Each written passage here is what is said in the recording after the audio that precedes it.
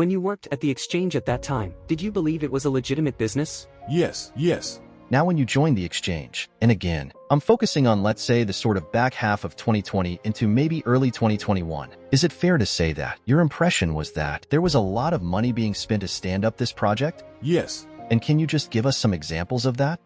Well, we had a huge payroll. We had huge tech bills and huge cloud bills. And we were developing data centers. Okay, and you had outside vendors for various things as well? Yes, quite a few. Okay, and I believe you told the government that you thought the IT spending was in the millions of dollars just to get things stood up, right? It was.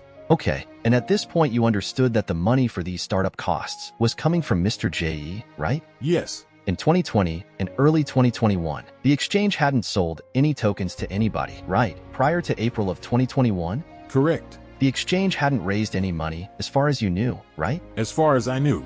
Right, and they didn't sell any HCN during that period? No.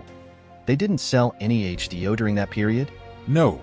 Okay, so pretty clear to you that during this time the money that was spent to build the exchange was not money from investors. Yes. And not money from token purchasers. Yes. Or anyone else as far as you knew.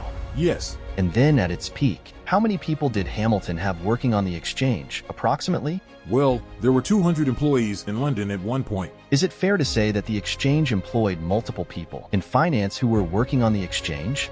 That is fair. And multiple people in IT who were working on the exchange? Multiple.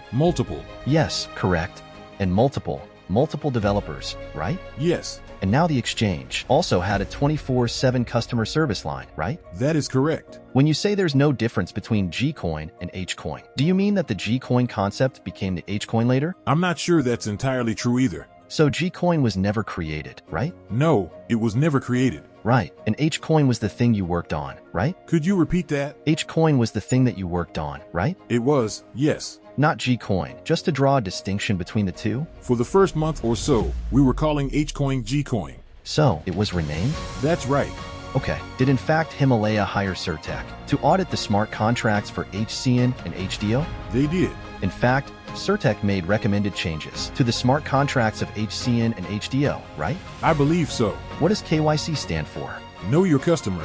And in your view, the onboarding of an exchange customer was a pretty time-intensive thing? It's very arduous. Very arduous. And I think there was something like 16 questions that customers had to go through in order to sign up? That's correct. Do you recall telling the government, in your view, most people had trouble filling out more than 4 fields of the 16? Yeah, that's an industry understanding, that after 4 fields, you begin to get a drop-off in people signing up. So the question is, even if someone did fill out all fields, all 16 fields, they still had to get through BitGo's onboard process, right? I don't recall if BitGo was part of that 16 or not, but BitGo was involved in that, yes. And do you recall that the BitGo onboarding process required customers to take a picture? Yes, I do. Okay, and it turned out that a lot of people had trouble taking pictures of their IDs when they were foreign IDs, right? That's right. By foreign, I mean non-US IDs, right? That's accurate. And that gave the technology fits, right? It did. Okay, and because the technology wasn't good at handling Mandarin characters in particular, right? That's correct. All right, and also because the software was designed for like a first name, last name, and in China,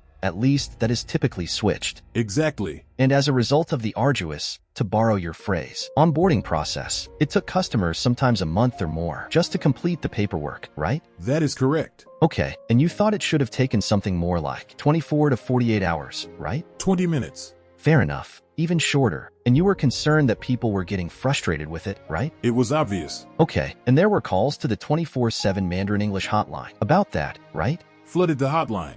One of the reasons that there was all of this process that we just talked about was because the exchange restricted onboarding users from certain geographies. Yeah, that's true. Okay, and the US was one of those geographies, right? It was. And Canada was too, right? As well, yes.